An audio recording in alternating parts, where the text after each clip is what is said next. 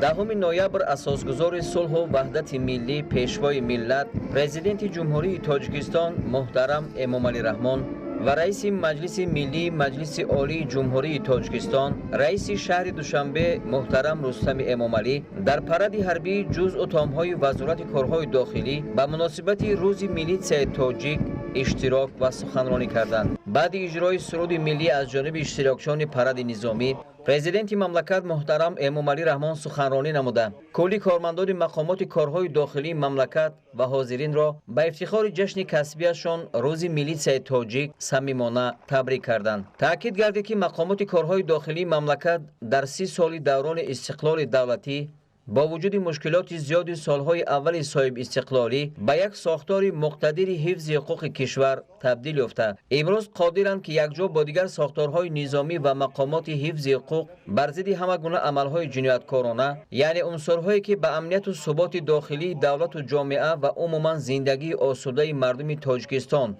خطر ایجاد میکنند، مبارزه برند. سرور دولت محترم امامعلی رحمان خدمت کارمندان مقامات کارهای داخلی را خصوصا در برقرارسازی ساخت کنستیتوسیونی، مبارزه بر ضد گروه‌های خیانت‌پیشه و جنایتکار و در کشور تامین نمودن صلح و آرامی و ثبات سیاسی بسیار ارزشمند و برجسته معنی داد کردند. پرزیدنت مملکت محترم امامعلی رحمان از جانفدایی صدها نفر کارمندان مقامات یادآور شده تاکید داشتند که حکومت و مردم سپاسگزار تاجیکستان فداکاری و جانثاری و خاطره نیک آنها را هرگز فراموش نمی‌کنند. تاکید گردید که حکومت مملکت برای زینه به زینه بهتر نمودن شرایط خدمت و زندگی کارمندان، بلند برداشتن سطح حفظ اجتماعی هیئت شخصی و تقویت بخشیدن زمینه‌های مادی و تکنیکی مقامات میلیسیا تدبیرهای مؤثر می‌اندیشد. تنها در 10 سال اخیر حجم مبلغ‌گذاری مقامات میلیسیا از حساب بودجه دولت بیش از 150% افزوده، مزد مهنت کارمندان به حساب میانه 3 برابر زیاد کرده شد.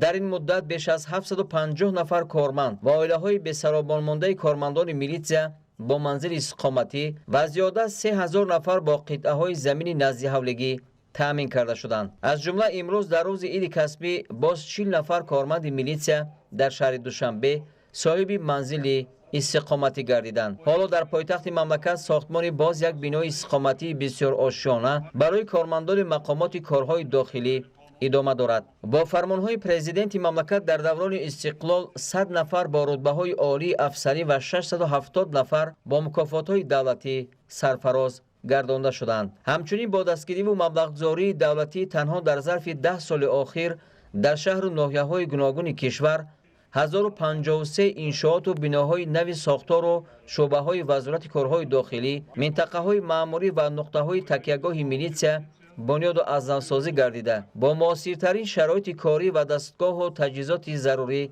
مورد بهره برداری قرار گرفتند. هدف اساسی حکومت مملکت توسط بنیاد و ازنه‌سازی مؤسسه‌های تعلیمی و تامین نمودن آنها با تجهیزات و شرایط معاصر توسعه بخشیدن بر روند آماده سازی کادرهای بلند اختصاصی ملی می باشد. یکی از ساختارهای مهم وزارت کارهای داخلی ثمره زمان صاحب استقلالی تاجیکستان قشون‌های داخلی همچون جزء قواهای مسلح مملکت در تامین امنیت دولت و ثبات جامعه نقش نظررس دارد. ضمن سخنرانی پرزیدنت مملکت محترم امامعلی رحمان وابسته به وضع مرکب سیاسی و حربی و امنیتی و جمعیتی در منطقه و جهان اندیشه‌رانی کرده تاکید داشتند که چنین شرایط هر یک کارمند مقامات را وادار می‌سازد که هوشیاری و زیرکی سیاسی را از دست نداده تمام سعی و کوشش خود را جهت پیشگیری نمودن جنایتکاری علل خصوص جنایت‌های متشکل فراملی از قبیل اکستریمیسم و تروریسم، معاملات غیرقانونی مواد مخدر و سلاح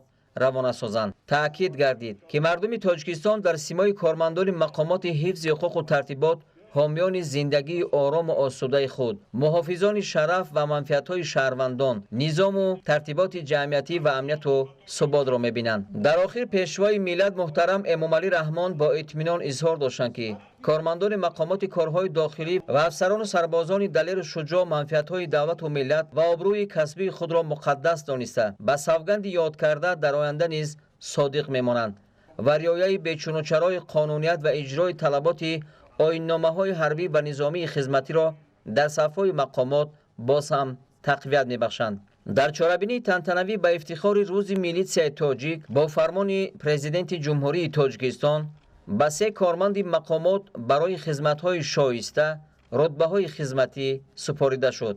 Сипас бо амри фармондеҳи парад ба муносибати рӯзи милитсияи тоҷик паради ҳарбӣ оғоз гардид. дар паради ҳарбӣ кормандони раёсату шӯъбаҳо, хадамот, ҷузъу томҳои қушунҳои дохилӣ ва дигар сохторҳои таркибии вазорати корҳои дохилӣ ширкат варзиданд. мавриди зикр аст ки дар баробари мардон инчунин занону бонувони тамоми шохаҳои мақомоти корҳои дохилӣ дар паради низомӣ фаъолона иштирок карда бо марши тантанавӣ қадам заданд. дар майдони сафороӣ шумораи зиёди техникаҳои гуногуни зерепӯши ҷангӣ ва навъҳои мухталифи автомашинаҳои ҷангиву хизматӣ гузошта шуда буд.